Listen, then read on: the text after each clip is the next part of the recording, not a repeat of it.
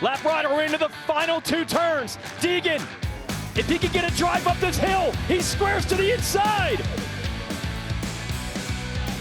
Checkered flag's in sight. Last turn. Masterpool does it. There's Mitch Payton. Can't even believe it turned out like this. You can tell the deep breath, the exclamation, the tears in your eyes. Mitch Payton, what describe this moment? Well, it's pretty awesome because that's his first win and our 300th, and I'm going to dedicate that to my dad. He just passed away, so that's awesome. Well, that's Ricky. That's super cool, man. I mean, Mitch being emotional like that. I've never seen Mitch emotional. Have you? No, never, ever. For as long as I've known him, and like yourself, we've been in the trenches with the guy, and I mean, we know how special his dad was to him. But what a historical moment for Mitch Payton. 300 wins. Congratulations to everyone there at the Monster Energy Pro Circuit team, especially that race shop at PC. Just some great people that have been for along the way for all this wins. So great job. And dude, welcome to Title 24 presented by NBC Sports RV. It's been a while. I've been off. You've been doing the heavy lifting. You've done a fabulous job. I got to thank Gypsy and Davey Coombs for coming in and joining you. That was awesome while I was gone. Oh, yeah. Before we get to going, United Motorsports, Quad Lock Case, Dunlop, Boxo, we appreciate all of you guys for the support. And, man, I'm glad to be back in studio. It was a long run, dude. I was all over the place. I know. Yeah, when you were at Isle of Man. Well, no, actually, you were at Spain, right? You went to Spain for Catalunya MotoGP and then Isle of Man. Dude, Isle of Man was good. So we did the one I was when I was at when I just gotten into Ireland that day. And then a few days later is when I went to Isle of Man. Just incredible time, experience, beautiful countryside. We even fit in a little adventure ride while we were there. Yeah, it was a lot of fun. So just how was the food? How was the food over there? I've never been that far north, I guess. You know, it was Dublin, right? You were in Dublin for a little bit, then Isle of Man. Yeah, Dublin, and then we hopped over to Isle of Man a few days later after we did the film the pod. While I was in Ireland, dude, it was good. Food was good. The people were so nice, and just I was blown away. I didn't really know what to expect, but my expectations were blown out of the water. Just how awesome it was. I mean, the history between everything in Ireland, and there's some pictures of us hillside. Dude, hopefully JH has some sunscreen on that top of that bald head of his. Yeah, I do too. And it was just there's Michael Dunlop, one of the winningest TT riders ever. I think he tied the record that day. Gnarly. Yeah, those guys are unbelievable. It's like anything, TV doesn't do it justice. And it was a kind of a surreal feeling, like when you're walking the paddock and stuff, just because you know what's at risk. And one little mishap and it could be game over. So it's just different. You know, it's different walking that grid than any other grid in racing.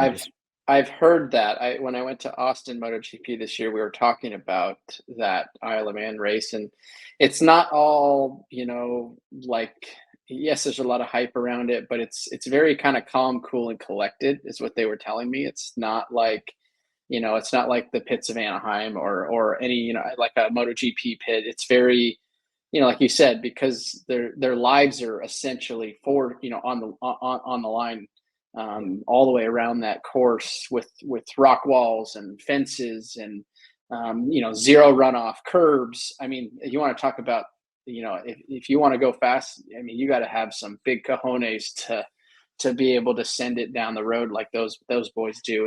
It's unbelievable. Yeah, it was. Exactly. You explained it perfectly to a T. And it's one of those things. It's like trying to explain Vegas to someone. RV. It's like you can't do it. You got to go, right? You got to go. And, so I did that. That was awesome. Went to the London for a day before we flew home, and then got back, and then took my son on an annual fishing trip down the Guatemala Casa Vieja Lodge. Sending you guys some pictures on the side. there you go. I caught my first blue marlin. That was really, really fun. And yeah, I got a little bit too much bend in the pole right there, but yeah, that Look was at that thing. that was Badass. epic. That's cool. Yeah, it was so much fun. It was crazy. It bit our bait for sailfish, so I was kind of like underprepared with the rod setup that I had because it didn't end up beating eating our tackle for the blue marlin. So I was like on a So Snoopy. you had some lightweight gear. You were Exactly. fighting him with some lighter weight gear, so that made it It was. gnarly. Dude, it was, but it gave us a good show. We got some good video and pictures. So back now, I'm gonna go do a little photo shoot for Fox tomorrow, and can talk to you. I'm excited to talk about the racing and man, I love what you've been talking about, Hayden Degan. But before we get into all the nuts and bolts of this week's podcast, is I'm stoked for our special guests that we have today. Someone that you hold near and dear to your heart, and me as well. We've had a lot of success with them, and that, of course, a little bit here later before we talk about the Moto one with Degan. We got Mitch Payton, so it's going to be awesome to talk to him, and can't wait to see what he has to say. But jumping right into it with that first moto in the 250 was pretty good. Hayden, absolutely sending it, dude. I mean, he just has that factor, and I've said it before. You've said it before. He just finds a way. He's willing to hang it out, to do what he has to do to get the job done. And and I've been pretty vocal about this kind of thing. Some things you just can't teach, and some riders just find a way. And he's always been that guy. And that was a gnarly get off by Casey Cochran, by the way. Yes, it was, dude. It was gnarly. Brutal. So watching this is Hayden coming through the pack, and I feel like this track, although it had a lot of lines, it would have been hard to like move around a lot because the ruts were so long. It wasn't like you could go from one side of the track to the other side of the track whenever you wanted. But nonetheless, when you're watching Hayden Degan right here, RV, this is what guys like that do.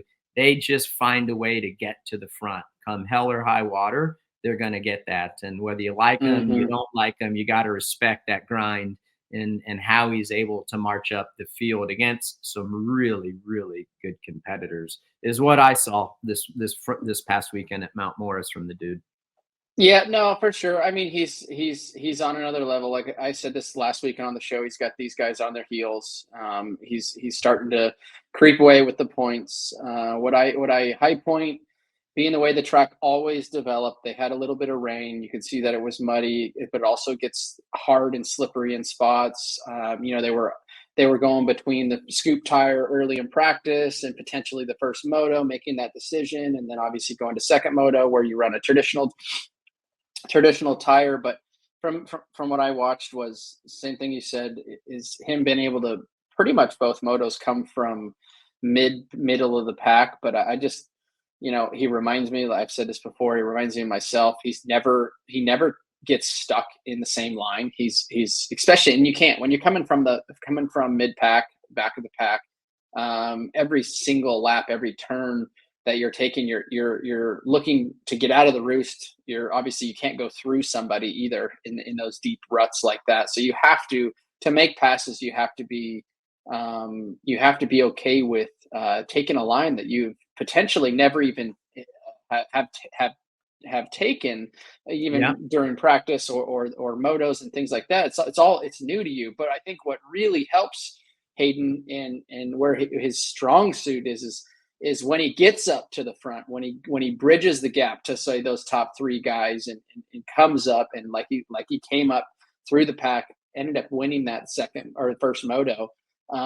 He's ready. He knows where these lines are. He's not stuck in a rut, where it's just hit the same line over and over and over. He's fast with multiples. He's got 3 or 4 fast lines.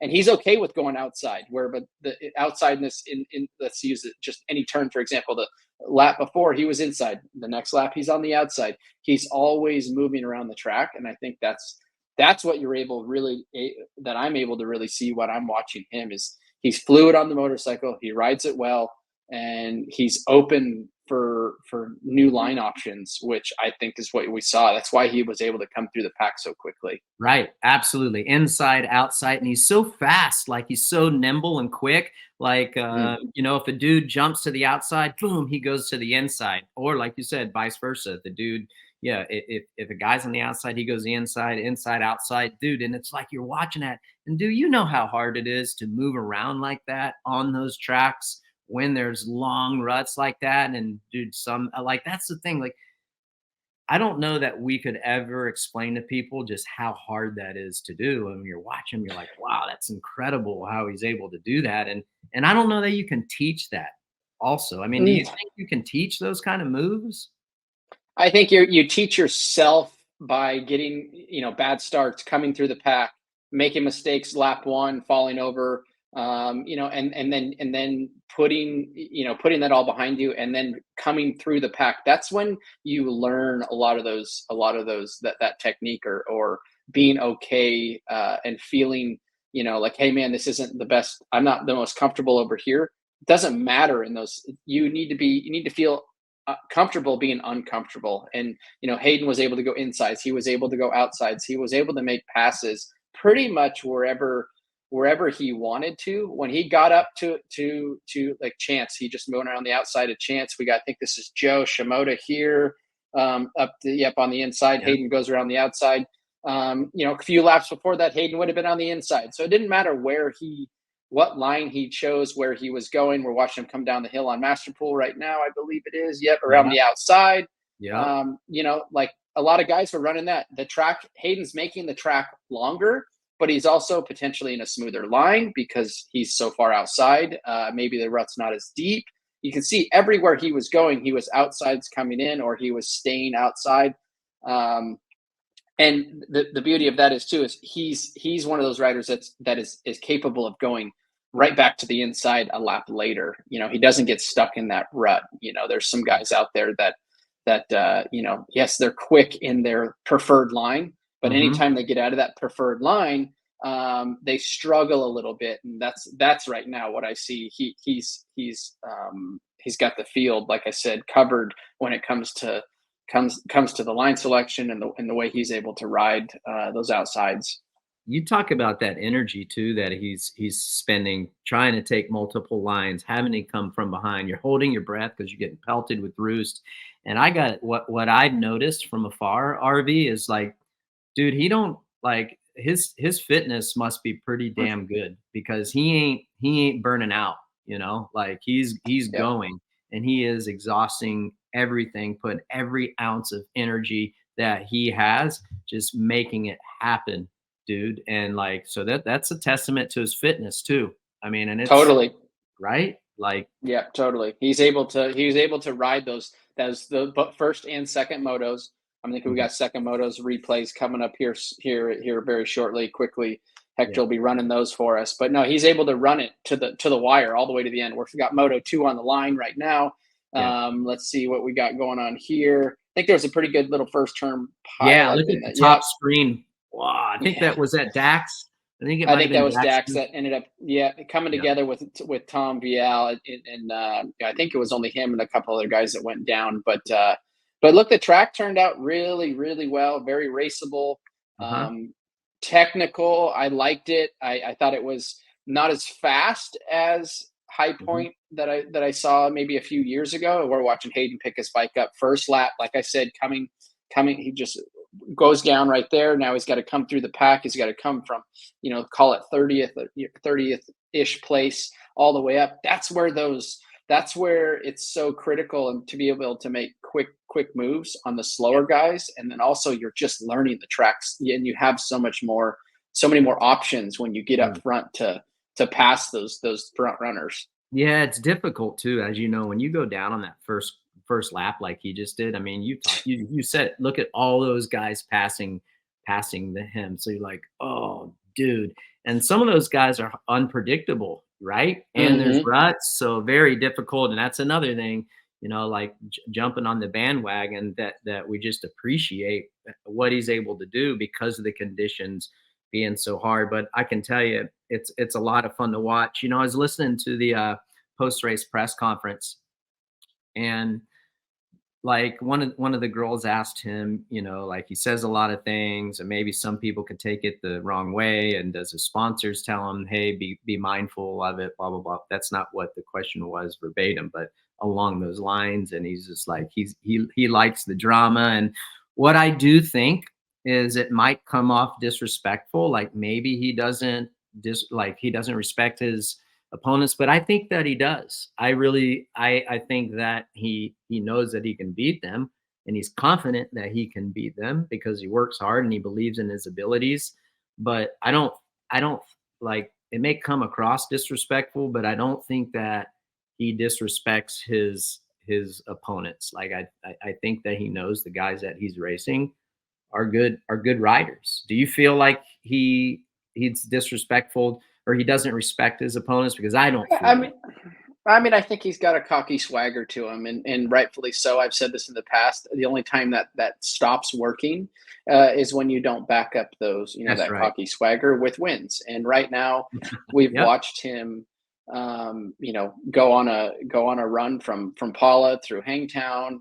You know, when we were just at High Point, he swapped moto wins, tied for points, but Ty Masterful got the overall. You know, came from mid-pack ish, both motos. You know, like everything's working for him right now, and he's able to do that. So I think he respects his competitors. But I also think he's not going to give them an inch, you know. So some people can look at that as maybe disrespect, and then on top of that pile on that cocky swagger that he brings to the podium or to the line and things like that. And maybe that rubs some people the wrong way. But as of right now, those checks are cashing, points are stacking up. He's got the points lead. And like I said, the rest of the field has to figure out how to beat him. Because right now there's really not anybody. I figured it wouldn't be this spread out already with him, you know, really making a statement and coming out swinging like he did. I knew he was going to be up front. I knew he was going to be a championship contender. But as of right now, dude, like I said before, he's got these guys on their heels, and they need to really try to figure out how to stop the train. Yeah, I mean, they're gonna exactly, and the only way that I think they're going to be able to is, number one, they're going to have to get good starts. Going to have to capitalize on, like, if he makes mistakes, they got to be there and pounce. Like, but you're going to have to ride that edge. And I was going to say, but as of right now, good starts isn't helping, right? No, like, but that's what I'm saying. There, to beat them, you got to get good starts, and you have to hang it out. If you don't hang it out, in my opinion, you're not going to beat the kid. You're just. And he's gonna track you down. He's gonna track you down, just like we saw both of those motos. He made it all the way up to Ty again in second moto, and was able to almost pass him again. I mean, Ty I think it was one of the closest. We said it was one of the closest races we've had. 0.3, I think. Both of them crossing the transponder line, crossing the finish line, essentially, within less than a bike length between those two. So he was able to do that. Pushing through the pack, coming up, making that mistake first lap and regrouping. And that's the great thing about pro motocross, though, is if you have the fitness, you have the stamina, you have you're mentally strong, and you have the speed, that 35 minutes you can use to your advantage, man.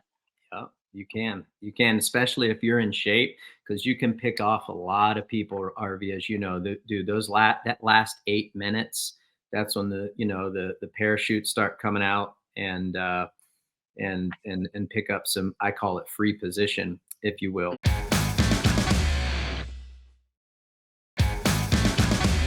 Enough talk, because we have a special guest today, and the United Motorsports moment of the week obviously has got to be Ty Masterpool's first ever outdoor win in the 250.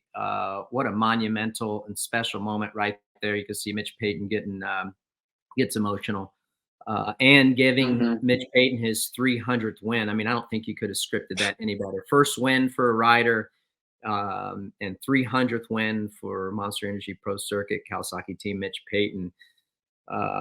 So with no further ado, let's welcome the man of the hour, getting 300 wins as a team owner, Mitch Payton. There he is, Mitch. Dude, 300, finally.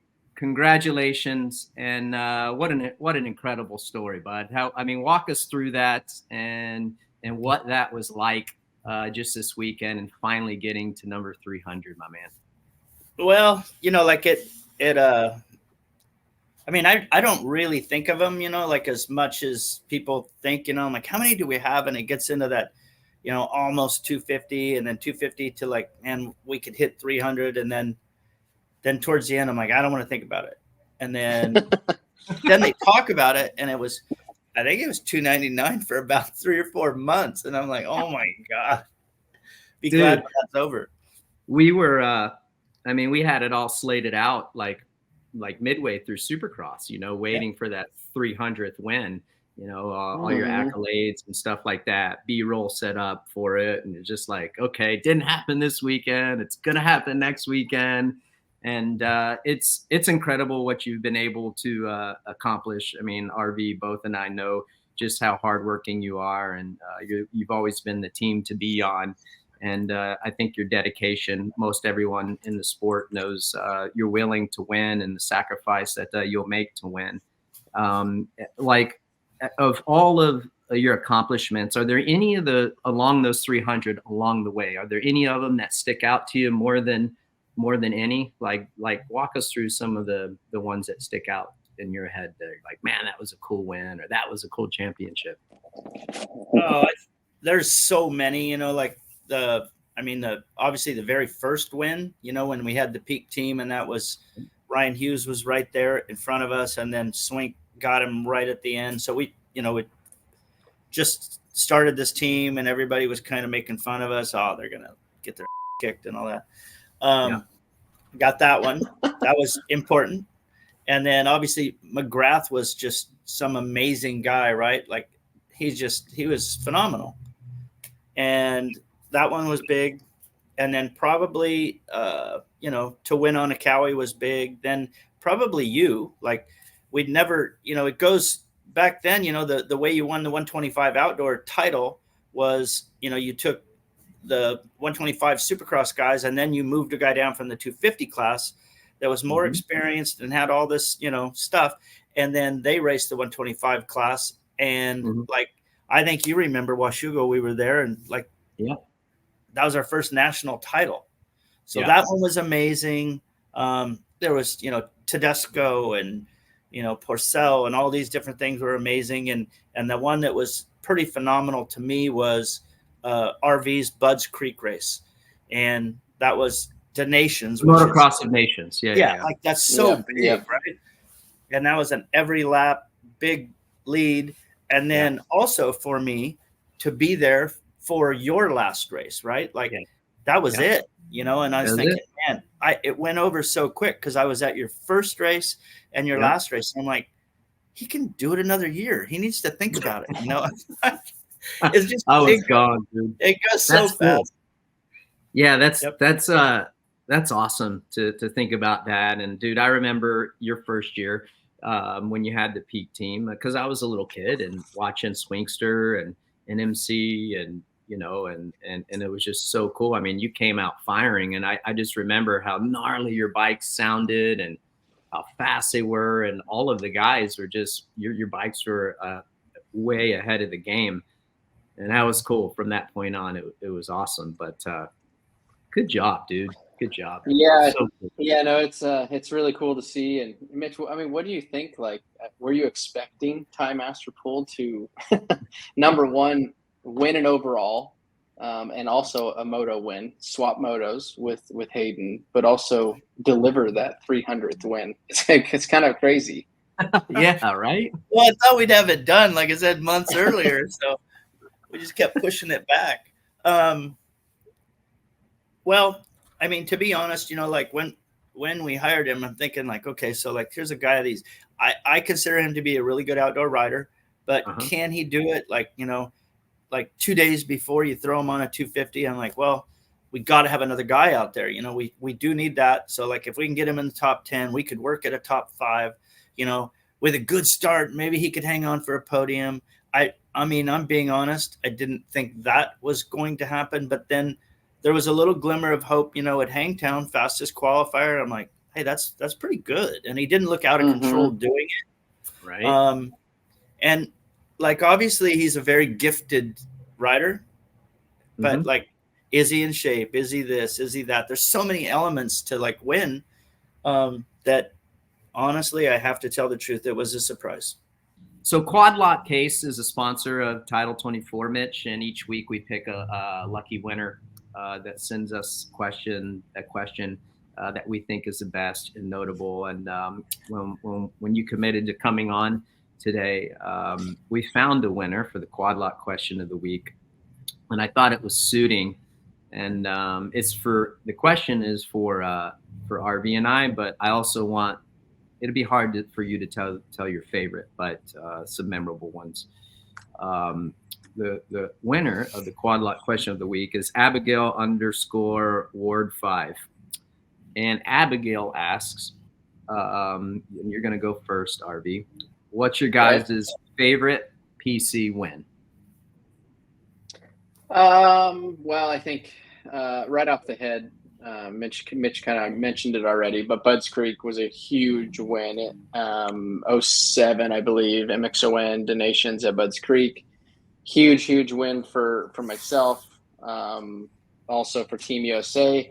And then I would go back to just my very first Supercross win, period. The very first one that I ended up winning, I think it was Dallas Supercross, I think in 06, I believe. That was the very first time I'd won a Supercross.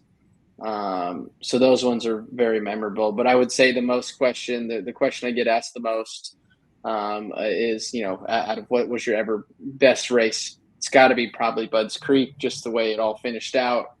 It was like your last race, Team USA wins. I went 1-1.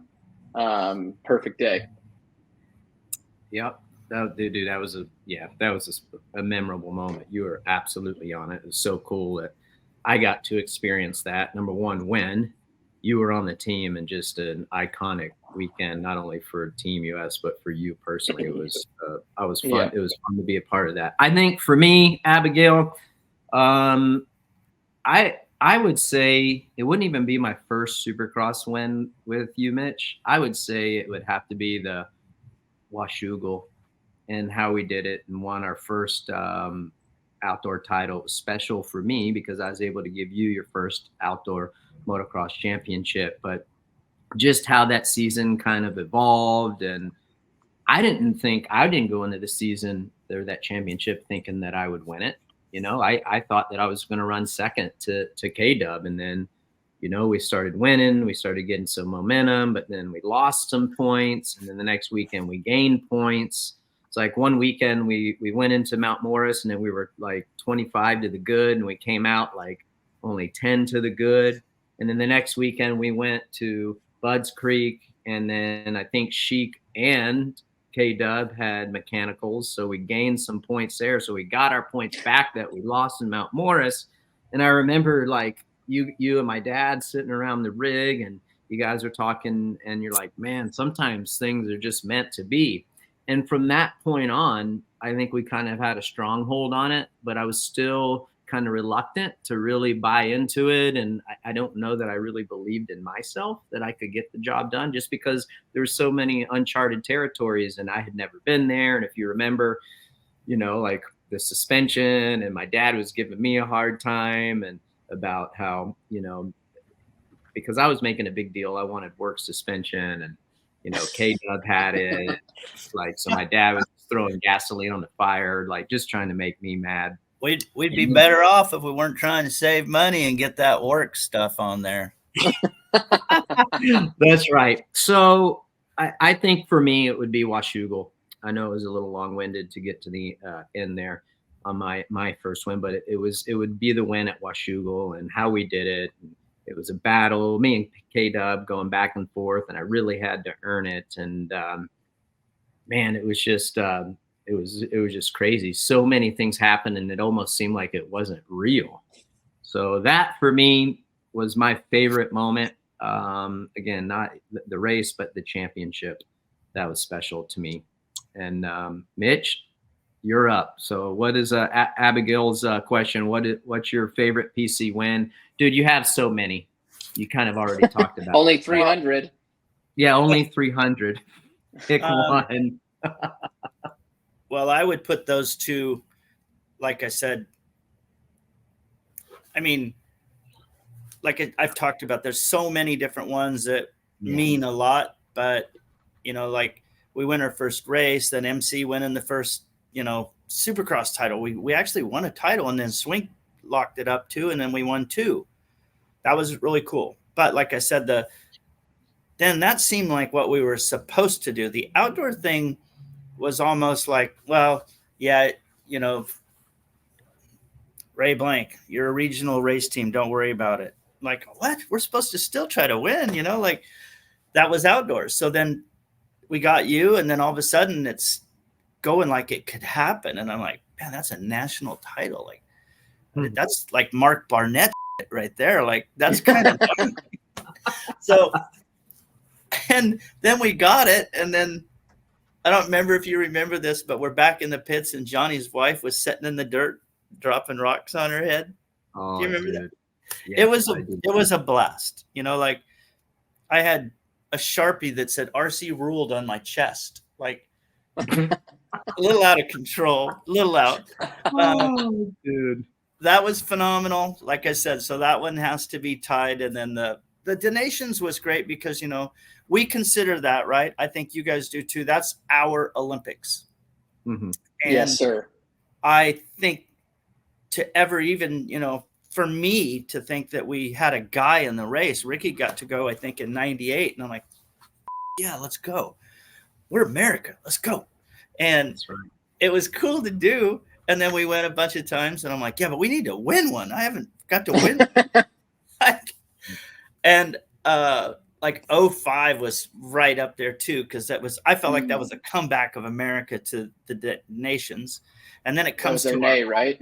Yeah, it was. I had K-Dub, I got RC and Ivan. You know, Ivan rode for me, and then Kevin was a great friend and one of my best friends, and then Ricky. And I was like, man, this is a dream team. Like, so it was great. And then we come to the United States, and then we go there, and then, you know, Tim Ferry's on the team, which is a good friend and all that stuff. And I got Ricky on the team, and then my own guy, and then didn't really know, Ricky, that you were going to retire until after the race. Like, that was kind of, in my opinion, that was a quiet thing not spoke of. And I'm like, what? Like, what do you mean retire? Like, you're not done. But yeah, it was cool. And then it just keeps even going. You know, I remember drinking out of the Chamberlain trophy. Oh yeah. That was it was your birthday that weekend or something. And I was gonna say, Rubes just sent you that photo. And it was my birthday, and then, you know, everybody was worried about Ben Townley and Ryan Villopoto getting along, right? Yeah, they never had a problem at all. And at the end, like, Ben got hurt at that race and was out with a shoulder problem. And then it was my birthday, and we won, and we got this big celebration. And then RV's got Townley's shirt on, and Townley has an RV shirt on. And we go back there, and they slam my face in a big birthday cake. I remember. Really? Oh, it was a mess.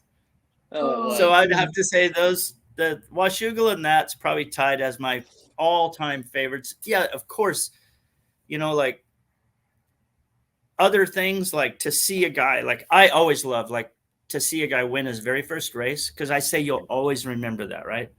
And then I'm there this weekend, and it's tie. Like, I'm like, you know, and then they were, even after the race, they're like, hey, you need to save. I said, I want to get a jersey from this one. I might frame it, whatever. And they said, yeah, we'll get it for you. And then they had it, and Ty brought it over and was handing me a jersey. He's like, hey, you should have this. You know, it's your 300th. And I'm like, I ain't taking your jersey. Like, no, you're going to keep that jersey. That's your first win. I'll get a replica of your jersey. I don't need that one. You need to save that. Like, I mean, I can imagine, you know, I was a desert guy, right? I always wanted to win, you know, a number one plate, and I got to do that. But you guys, to win a Supercross or a national, and watch, like you guys say, watch TV and do all this stuff, and to see it evolve, it's got to be phenomenal. Mm-hmm. Mitch, before we let you go, you've had a hell of a run, 300 wins. You've had the best guys in the business ride for you. You've worked with the best guys in the business. You've had a lot of great people along the way. You're a family man. Your family has always been involved. You have 2 beautiful children, a wife. So, like, moving forward, I mean, still keep on keeping on and continuing to burn the flame. Like, what's the future look like for you? You just gonna keep running it? There's a lot of people that ask me that, like, like what I guess, like probably the best thing for, quote, the business or the company is, I feel like our company is like one of the, and we've been offered to be purchased a lot of times, but I'm always worried that they're going to buy it and destroy it. Right. So that scares me. So, like, it's got to be sold to someone, because I don't know whether, my kids are young and they don't understand the business. It takes a big effort to keep it afloat. So either do like Troy, maybe, and Troy's a great friend, and either sell a portion of it to a big group that is stable in our industry. I think that's super important. And yeah, do I want to stay? I want to keep going. Like, I love fishing, but after about a month or so, I think I'd be smoked with that. I don't know. Ask Bones. He's still going. Bones seems to be doing okay with it. Yeah, but I got Bones back a little bit. I got Bones when he wants to work. Like he'll do whatever we need. Like, he's my reserve tank. So I look at Roger. I mean, bless his heart. Roger's a legend. Like, I'm looking at him and I'm like, somebody's like, how long are you gonna do it? And I'm like, I don't know, Raj. I guess I got to do it till I'm 75. Like you just keep going, right? And I enjoy it. Like, I like the competition. I don't like some of the politics. I don't like the politics. I get where I don't like the travel, but man, do I love racing, and do I love just what we talked about. See a guy get his first win ever, see a guy win a championship. And yeah, then it's kind of sad at one point, that I got to cut them loose, and then they go on to these great things, and you guys both became superstars, and all this stuff. And McGrath is a superstar, but I'm like, that's the way it's supposed to be. I'm supposed to be like the college team that kind of does my job and then cuts you guys loose. Well, MP, we appreciate it. Again, congratulations on number 300, and best of luck getting the 400. It's definitely not out of sight. It'll take a lot. Well, of if he's going till he's 75, Ricky, we might see 450 or something. I'm looking at 500. I'm looking at 500. Yeah, man. Like I tell you, Mitch, if you make it to 500, brother, I'm gonna go ahead and tell you, I won't be doing this podcast. I'll be fishing 120. And so there's that. So yeah. But yeah, dude, thank you very much for your time. Again, congratulations Ty Masterpool as well. What an incredible story, an incredible way to get your 300th win. That you couldn't have scripted that any better. No, great day, and appreciate it from both of you guys. I mean, means a lot, and you guys carry on, and we'll see you later. All right, Mitch, I'll see you at the shop soon. Thanks, buddy. See ya. Thanks, bud.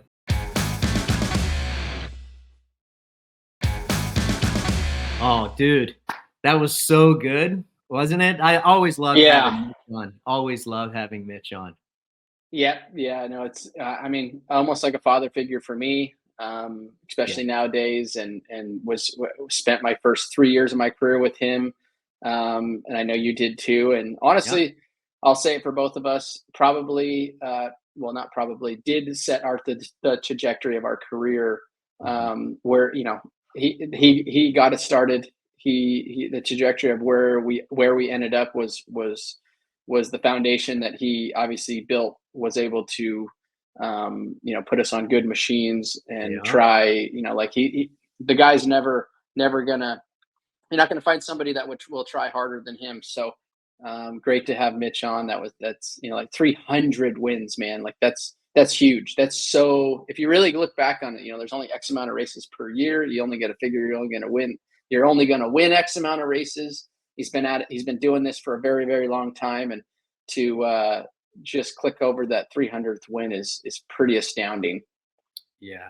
And like when we're listening to him, it's like he wants to keep on going, which I think is great. I wanted to ask him about, does he ever see going to some 450 class racing? And I don't think that he should. I mean, he'd be super successful, but I think he's awesome at the 250 level. Not saying he couldn't be. Like, he's so good at that. Why upset it?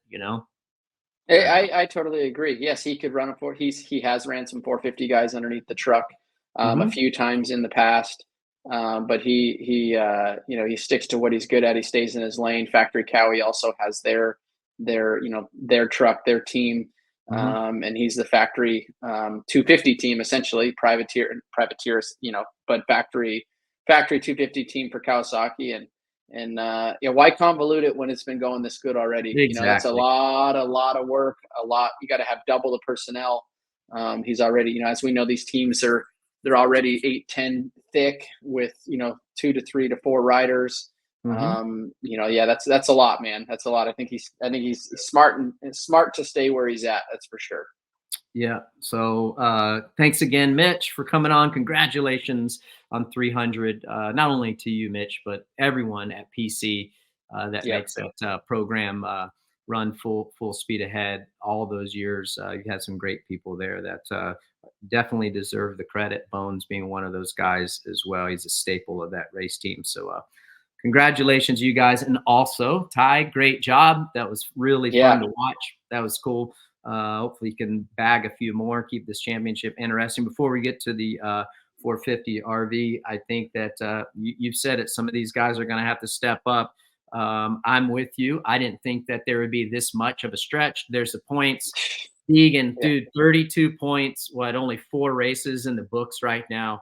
Hymas has been doing good. So for me, I've been kind of removed the last few weeks, but Hymas, I love his consistency, getting good starts and just super rock solid.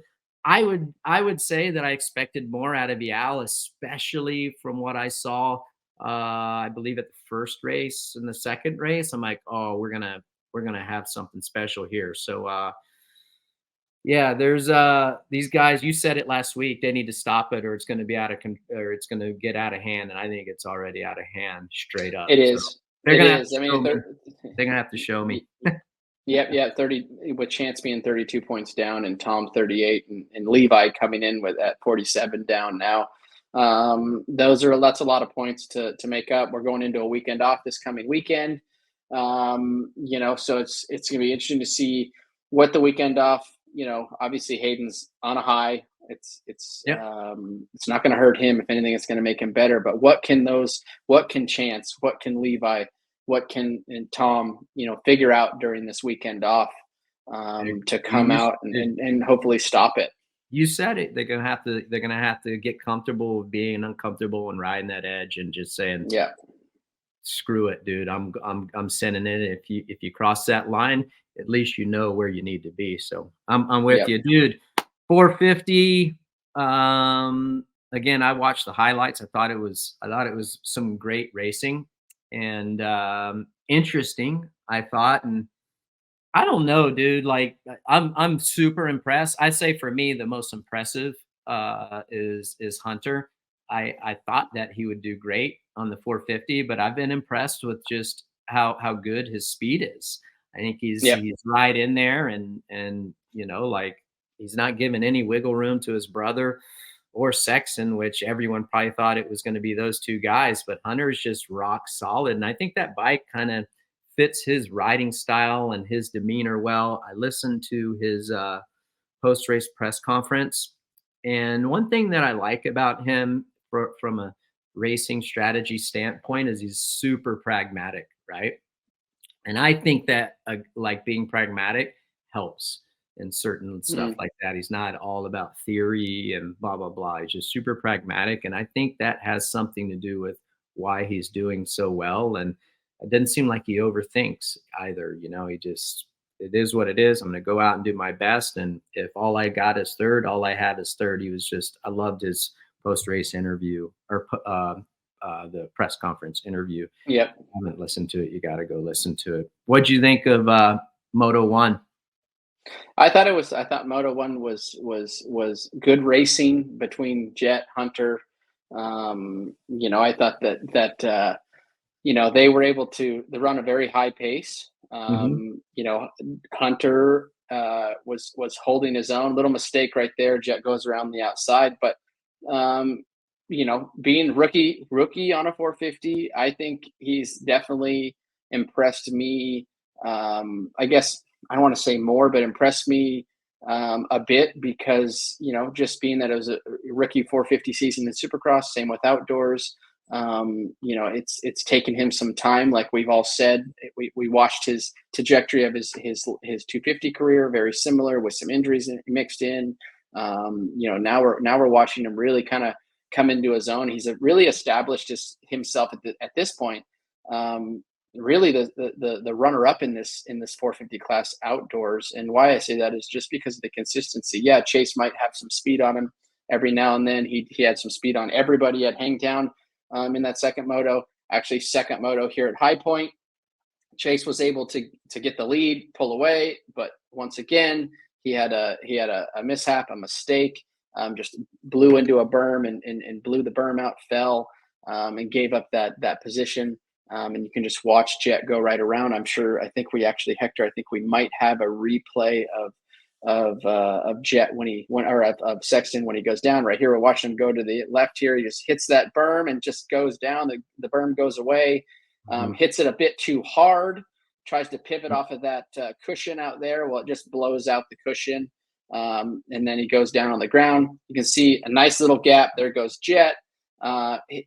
Dude, I know that's our Boxo breakdown. Our Boxo breakdown of the moment is the Sexton crash. And he said in the post-race conference that there was weird crashes for him, because he said he wasn't even overly riding. He said everything was coming pretty easy to him, is what the man said. And yeah, I mean, it's a pretty simple, basic mistake that he made right there. He hit exactly what you said. He hit it with way too much energy and force. The berm gave away. I mean, it's just a bummer to see, because obviously after his amazing ride at Hangtown, and then he's putting in a phenomenal ride the second moto here at High Point, and those are the rides that I feel like Chase needs to close it out, put himself in the mix there, make a statement ride that he was able to pass Jet, but just those little mistakes that's the culprits of him losing races and valuable championship points. I mean, at this level and in this class, you can't give up that many mistakes. Eventually it's over, or one of these times, right? Like obviously that wasn't a big crash or anything, but injury. Anytime you hit the ground, you have a chance of hurting something. So or messing your bike up. Yeah, exactly. So he has to stop doing that.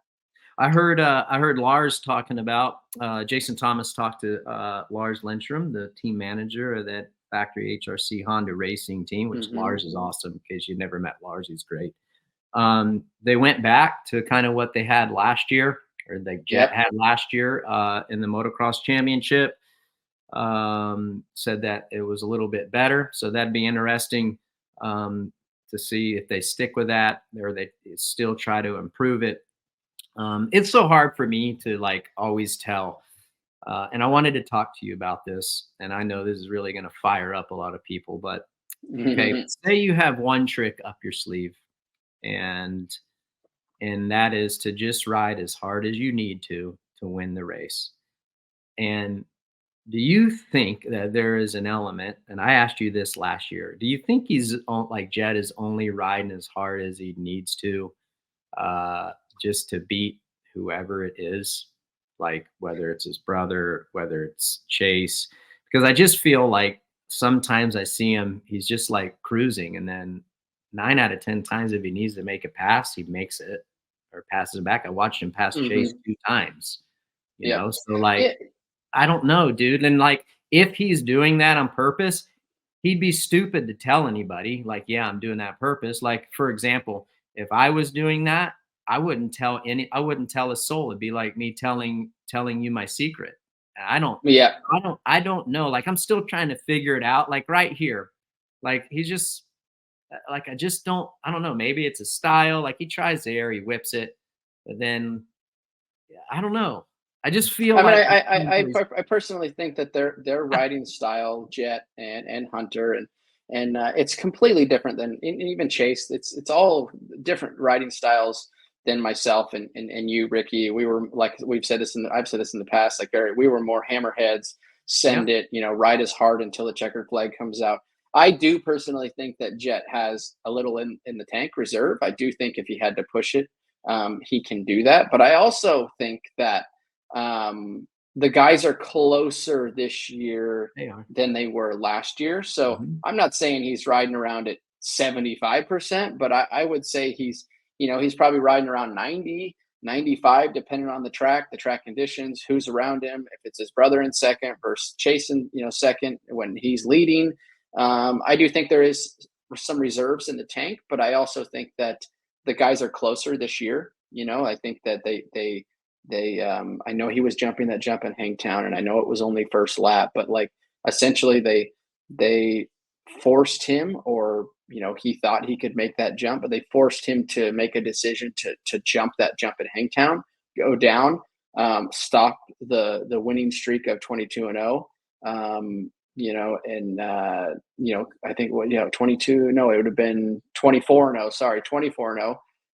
It ended there at Hangtown because of a mistake and sheer mistake that Jet had made, or a mistake that they had kind of pushed him into making because it is a little closer. I think last year you wouldn't have found him on the ground there. I think he had everybody so covered last year that he knew that it didn't matter, where I think this year's a little bit closer, and it's making him ride a little bit harder, make a few little different decisions, which resulted potentially in that mistake.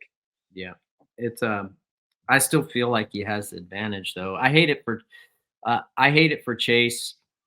I just think I personally, and I listened to what he had to say after the race, and I listen a lot in the post-race press conference. Sometimes you can learn, not always. No, they're not going to completely spill their guts, but I just wonder where he's at with the bike. Like, I'd heard that he was comfortable with it, then he said he was changing stuff back, and I'm like, I don't know, man. I just don't feel like he's in a good spot. I just don't, man. And I mean, I think he's got to win when you're not. It's so hard to win when you're not. I don't know.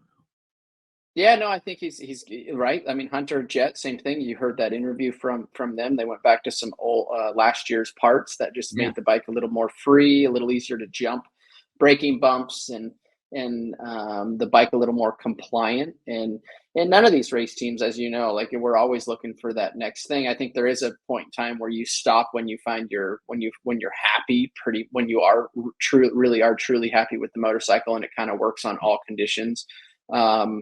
But I can also go back to years where I was fighting, the motorcycle, and we were changing nonstop during the week, even on the weekends, and I think that's okay if you're mentally strong and you believe in your team and you believe in the direction that you're going.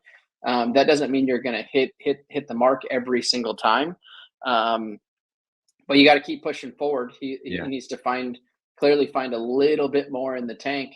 And I think it's not necessarily speed, right? And I don't think it's fitness. I think it's the consistency. He needs to figure out how to become more consistent. And if that's making the bike work a little bit better for him, or just work on his more of his mental game, like to stay in the moment, in focused for these motos, just like we watched. You hit that, he pivoted off of that berm a little too hard and it blew that berm out.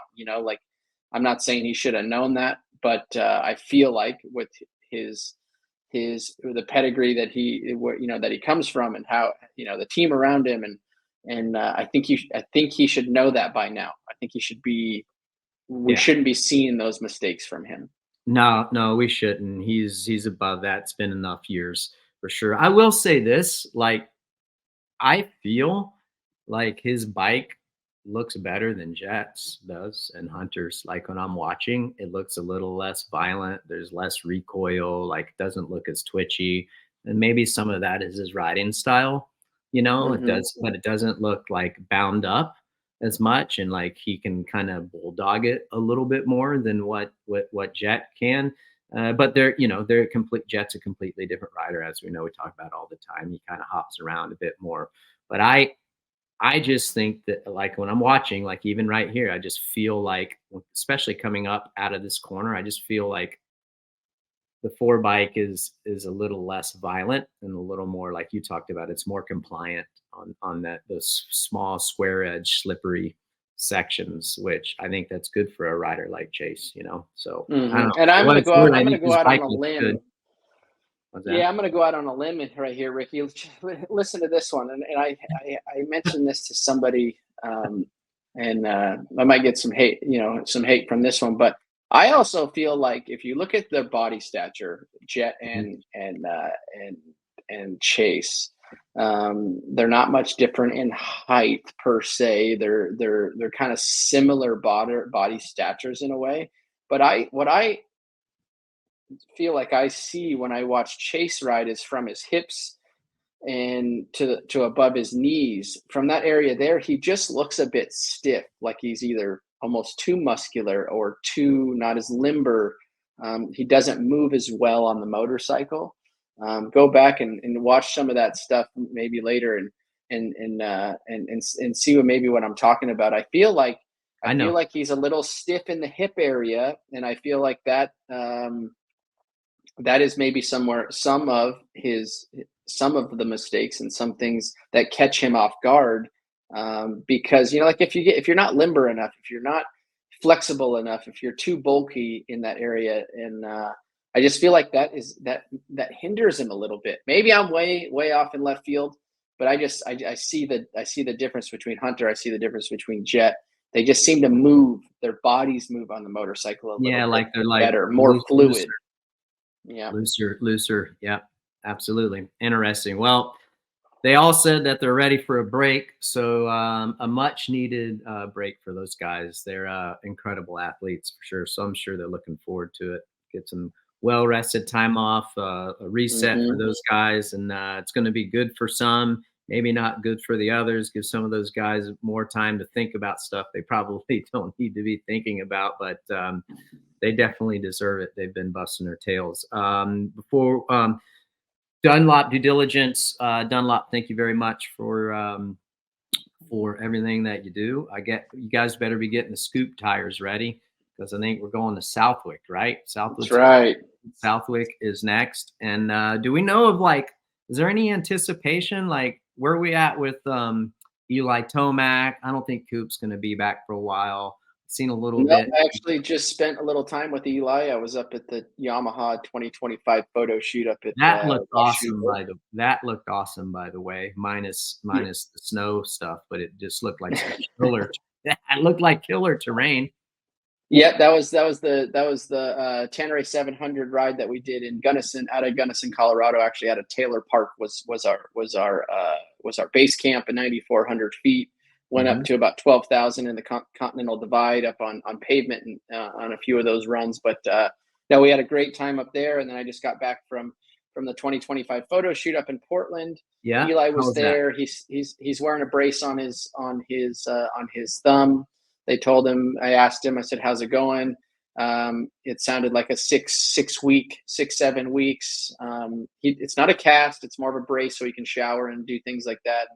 And but he's still laying off of it, obviously. Still 6 weeks off? It was 6 weeks, 6 or 7 weeks total, I believe. So it's got to be coming up towards the end, I presume, of and then probably some rehab and things like that. He won't be jumping right on the motorcycle, I don't presume. Got to get that thumb and wrist and arm to kind of back up to strength and make sure that's all good. But no, everything looked good. he looks stoked. So we'll have to see what if he tries to catch anything on the way out. I mean, personally, if I'm him, I'm probably not. Just going to focus just, on. You're just going to focus on SMX. Exactly. Yeah. Exactly. Here's our upcoming schedule. Yeah. Red. So he won't be at the Wick. Probably not Redbud, Spring Creek, Washougal. Maybe try to throw in Buds or Ironman. But I'm with you. I mean, it's a double-edged sword. I will tell you, though, I do think, knowing what we learned from the playoffs last year, I think the higher seed that you can be getting into that championship or the world championship and then playoffs, I think is going to make a big I think it's a big plus that you need going into the championship. It's just going to help you because then you're not starting from behind. So maybe to consider if it makes sense to come back and come in with a little bit higher seed into the SMX playoffs. That's what I think. But we'll see how it shakes out. I'm looking forward to the SMX playoffs this year to see if anyone changes their game plan and how they approach these races.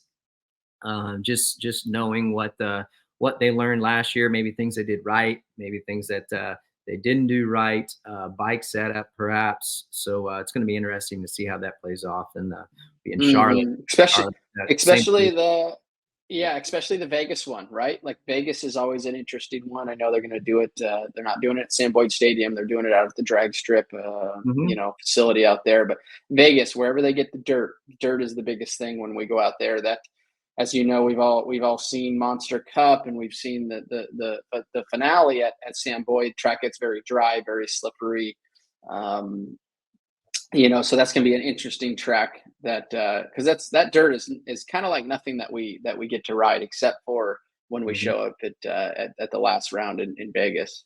Yeah, it's gonna be good. Pro Motocross Championship has the weekend off, but this week on NBC Sports, Motorsports on NBC, still going to be going off. Remember SMX Insider with Weege and JT. Check them out 2 p.m. Eastern on Thursday. And Saturday, the Xfinity race is at 3 p.m. Eastern. That's on USA. The IMSA WeatherTech, Sunday, 11 Eastern, 6 hours at the Glen. That's an awesome track, by the way. That's on USA. And then 2 p.m. the Cup Series, New Hampshire, Loudon. I like that racetrack. That'll be 2 p.m. Eastern USA, and then the IndyCar Series Laguna Seca. That is on USA as well. All packed on USA this weekend for your Motorsports on NBC. So a lot of car racing to watch, no doubt about that. RV, I was glad to be back in the studio with you. It's been too dang long. That's right. Awesome to have Mitch on. Thank you again, Mitch, for coming on Title 24 and talking with RV and I. I know you're a busy man and wanted by a lot, so that was cool to have him on, huh? It was. So he's got Pizza Monday. That's time right. Everyone, tell everyone what Pizza Monday is. Tell everyone. Yeah. So Pizza Monday over at Pro Circuit is anytime they get an overall win. They buy the shop, the service department and the race shop is a bunch of pizzas. So I can tell you that they were over pizza for quite a while with yourself, Ricky, myself, and because they got lots of pizza. But now it's a lot far and fewer between with the wins. It has been in the past, in the recent past. So that pizza is never going to taste so good once that gets delivered around lunchtime. Yeah. I'm pumped for him. Awesome again to Ty. Way to stick with it, dude. You talked about it. He talked about it, how the last few years has been really tough on him, and kept believing in his inner circle. I mean, pretty outstanding when you think about, like he said, the last 3 years, and to be able to get back to the top step, that's a hell of a feat. So good job, Ty. It is. The highs and the lows that he's had coming out swinging at Star Racing, a rider, they part ways. Then it's pretty much privateer from that point on, and been in the 250 class, and then jumps up to the 450 class. Had some good rides last year in the 450 class, but nothing that to really write home about. But obviously the way the tides had turned, and Mitch losing 2 of his riders right before opening round of pro motocross, Ty gets the call, gets the chance to come over to probably one of the best bikes in the pits. Yep. And now look where he's at. 3rd round in, he just went 2-1 for the overall. So I think that is a cool story. It's cool to see the never quit that his family, his dad, his mom, himself, and then to have a position now on Mitch's team. Now the question is where does he go from here? If he can keep this running, if he can keep doing what he's doing, and putting them up in the top 5 on the podium, and maybe some more wins coming, who's to say he's not going to be back on a factory team for next year? So that should be really cool to see what ends up happening there. Yeah, well deserved. And I could tell you, the boys, again, they have it. They have this next weekend off, but I love this next block of races, just because I like those tracks, those racetracks. I think they race really well. They got some fun elements to it, their own uniqueness. And like the Wick, Redbud, Spring Creek, Washougal, those are some really, really good racetracks, at least for me. I'm probably being selfish I'm being selfish to what I love. So I'm looking forward to it. I'll be in the booth at Redbud and Washougal, looking back to do that again. And nice. It should be fun. So it was good. To all our people, United Motorsports, Quad Lock Case, Boxo, and Dunlop, we appreciate y'all. Congratulations to Abigail on the Quad Lock question of the week. You know what to do. Slide into the DM, and JH will send you on your way and put you in contact with Quad Lock and get you set up. RV, what do you have for the rest of the week? Well, the rest of the week, I'm laying low today, Tuesday, Wednesday. Thursday, I fly back to Portland for a Yamaha Blue Crew Invitational event out at Washougal. I'll be there for 3 or 4 days, home for 1 day, and after that, and then I'm headed up to Mammoth for 4 or 5 days for the Mammoth Amateur National. That's always a great time to go up and spend some time up in the mountains. I haven't been to Mammoth, and the last time I was there was 1994, dude. And then so I told you I'm going to Washougal, dude. I haven't been back there since 2006. I haven't been really. Yeah, dude. Because I didn't race there in 2007, and I haven't went back. So I'm looking forward to going to the Pacific Northwest. I always enjoyed going out there, so I'm looking forward to that. Next week, there will be no Title 24. RV's got to pay some bills. I'll be I know everyone's going to say I'm on vacation all the time, but I'm going to be on another vacation, and so much needed. Hey, you got to get them in while you can, man. Dude, that's what I'm saying. I've been grinding. I'm still doing like 30 weekends a year of work. It's more than what I budgeted for or planned for, but it's a good problem to have, and I'm thankful. I love what we do every week. Remember, you guys can check us out at Motorsports on NBC YouTube page. We're always on Peacock On Demand. You can check old episodes if you want, or up to date. And we're on all of the podcast applications, so you can check us out anywhere there. If you only want to listen to us, that's fine. We're there. Thank you again to everyone. RV, great job. Thanks for the last couple weeks, and we'll see you in 2 weeks. All right, guys. Hi, folks. Lee Diffie from NBC Sports here. If you truly enjoyed what you just watched, you can get more news, interviews, and highlights by subscribing to the Motorsports on NBC YouTube page. You can get it all, so go for it.